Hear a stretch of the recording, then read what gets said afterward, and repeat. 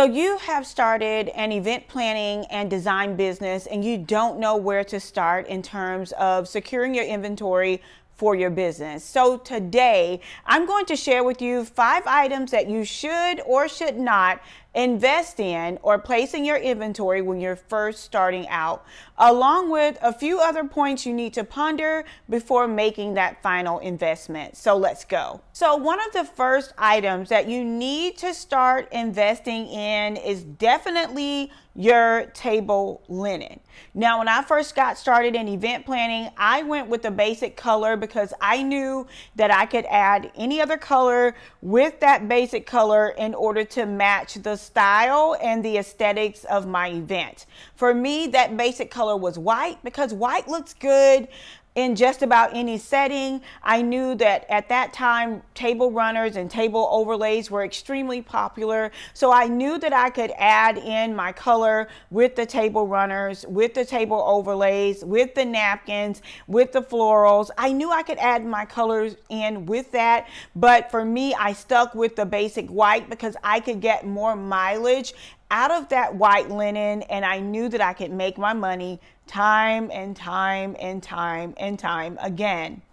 So that would be my advice to you. Start out with the basic color. If it's not white, maybe it's black, maybe it's ivory, whatever that looks like for you. Figure out what color you want to start out in and stick with that color. Now, in terms of the actual size or shape of the tablecloth, whether you go with a round or rectangular, that would definitely depend on the general consensus for the venues in your area. So if most of the venues in your area have round tables, then I would start out by investing in round tablecloths. Find out if they are, the 120 inch round would be best for those tables, or if the 132 inch round would be best for those tables. But whatever that is, whatever that looks like, figure out what it is, figure out the exact size and what size you would need to get the overall look and aesthetics that you want for your event,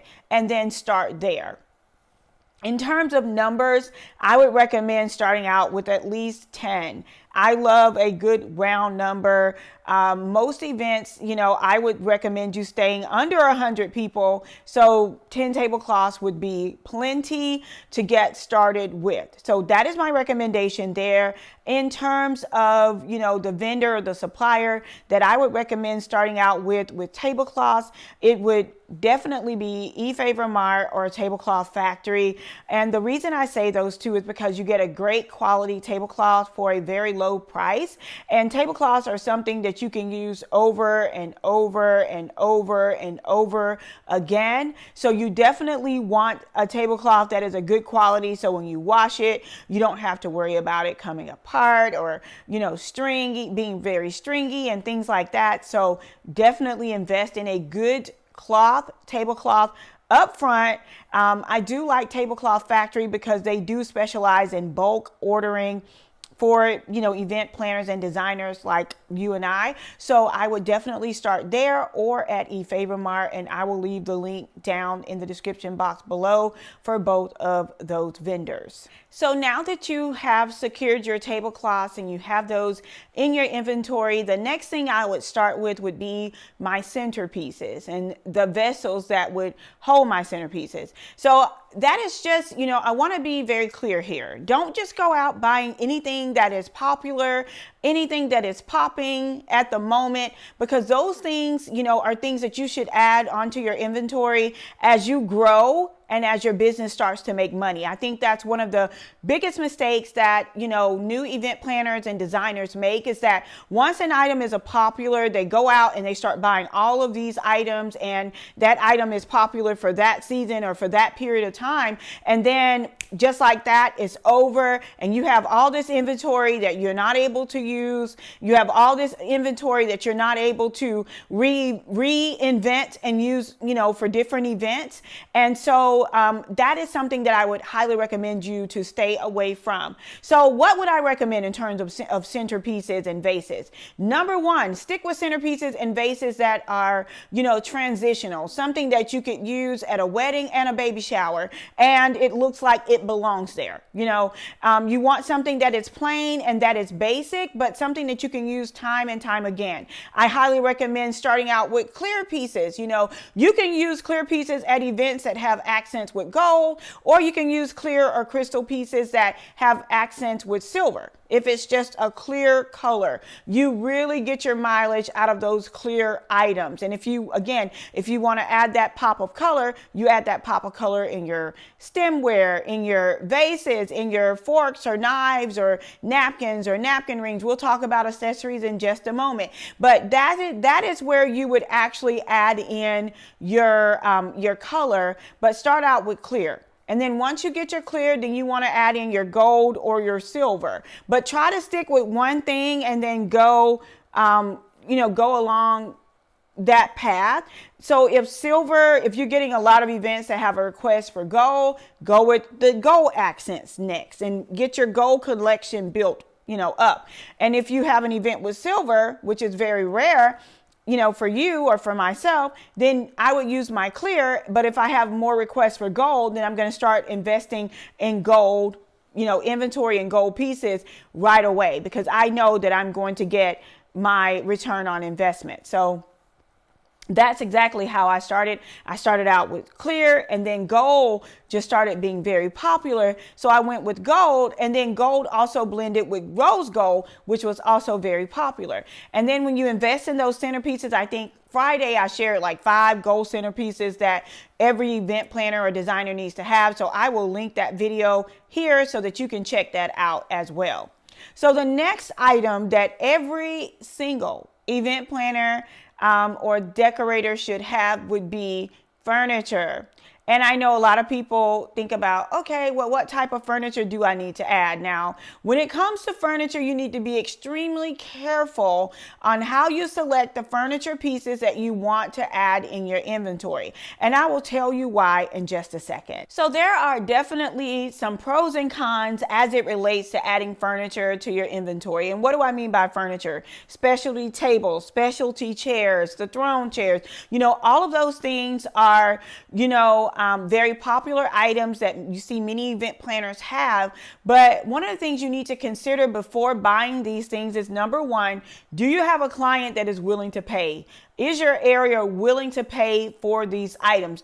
Like the OBAC chairs that I have, they are absolutely gorgeous, but those chairs are very expensive. They range from about $99 to maybe $149 per chair. And I have, I think, about 30 of those chairs in inventory.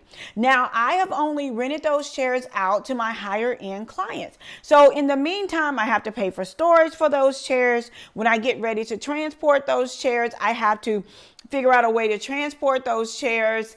And, if something happens, I have to be able to replace those chairs. So in all actuality, even if you're able to get a good deal on a set of those chairs, would they be a great investment? Meaning that, are you ready? Are you prepared to pay for, storage for those chairs for a year? Paying for storage for those chairs in 1 year will actually pay for the cost of the chairs. So I've had my chairs now for 2 years. So what does that mean? That means I paid what I initially paid for these chairs twice. So when you buy these things, think about the fact that if you don't have storage on site, if you don't have storage in your home, or if you don't own a storage, then you're actually going to be paying for the value of these chairs several times over. If you have the clientele in the business to handle that, by all means do it. But if you don't, then the best option may be for you to rent from some type of rental company or individual who already has the means to transport them, to store them without costing them anything additional. So I have a friend that when she got ready to purchase the throne chairs, or the Chiavari chairs or the OBAC chairs, I told her, she already had her own storage on property. She has a big property where she's able to store all these things. It's no additional cost for her. When she gets ready to transport them, she already has her own truck and her own trailer. So there was no additional cost. It was an excellent investment for her to be able to invest in those things. But when it came to me, I had to limit the amount of Shivari chairs and things like that I had because the reason I had to limit it is because my storage was limited and I wasn't willing to take on the additional cost of, a large box truck and things like that. So I limited the amount that I had to fit the transportation and the storage that I already had in place. So when you're looking at buying the big gigantic throne chairs, just know you can't throw those in the back of your SUV. You can't just store those in a regular house or garage if the ceilings are not super high. So be sure to think about all the additional costs that are involved in buying furnitures and tables and things like that. Don't get caught up in the hype. It may be better for you to rent it. I'm just saying, don't shoot the messenger. I'm just telling you guys from experience. Next up, another thing that I do think you should invest in right away would be backdrop hardware and accessories. But again, you want to keep it basic. Keep your backdrop and accessories basic when you're first starting out. You can definitely change the color with like a nice inexpensive uplighting set from Amazon. I do have an Amazon store where I have all those things linked. So the backdrop and the lighting, uplighting, and all of that is linked in the store, and I will link that down in the description box. I also have several tutorials on how to do a very simple backdrop that you can check out as well. But I do think it's something that you need to invest in your initial inventory because it adds so much value to your overall business, and you can use them again time and time and time again. That is the theme when you're starting out an event planning business. You want to make sure that you're starting out purchasing and investing in things that you will be sure to get a return on investment time and time and time and time again. The next thing a lot of people ask me about is accessories like, table chargers and napkin rings and, all of those wonderful things. Should you invest in those right away? Yes, to a certain extent. I think that once you, first start your business, these things should be probably reserved for your nicer guest tables, and you want to take those tables to the next level and get great photos on those tables so that you can use them for advertising a little bit later. And we'll talk about advertising more in another series and also in Lux Academy and how to attract the right client. But those accessories are good things to invest in, but you want to make sure that you're getting the right quantity that you need. You want to make sure that you're not just buying for the sake of buying. If you can't see the design and you can't figure out how you're going to be able to use it at least 3 to 5 different ways, then leave it. I don't care how inexpensive it is, because what you'll start doing is just collecting a Mod Podge of accessories, and you will have invested more money than you initially thought you were, and you could have invested that money somewhere else and got more mileage or more return on that particular investment.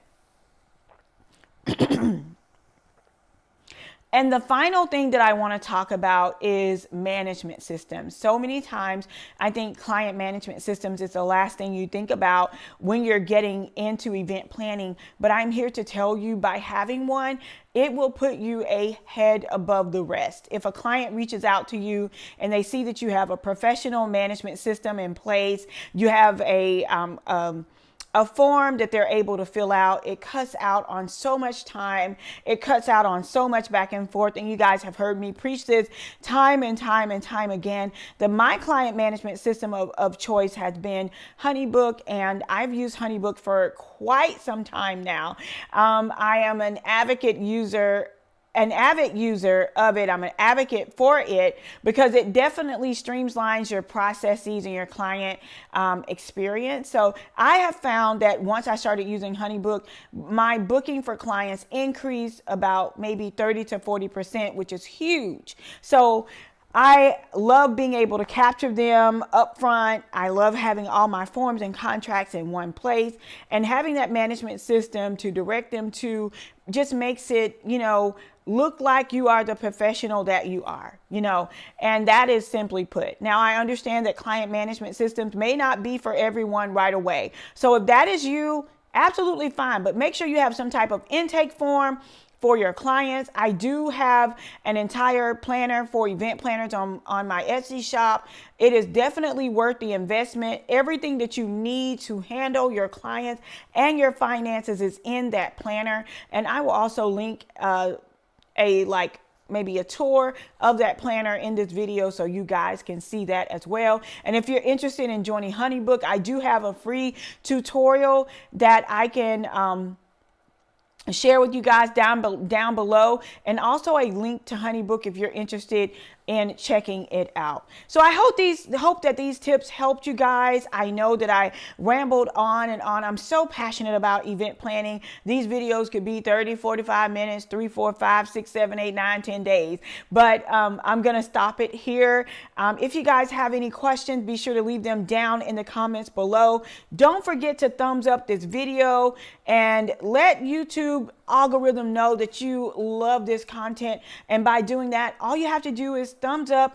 If you haven't already, we would love to have you to be a member of the Lux for Less family. All you have to do is click the big red subscribe bell down below and turn on your notification bell, the subscribe button, and turn on the notification bell.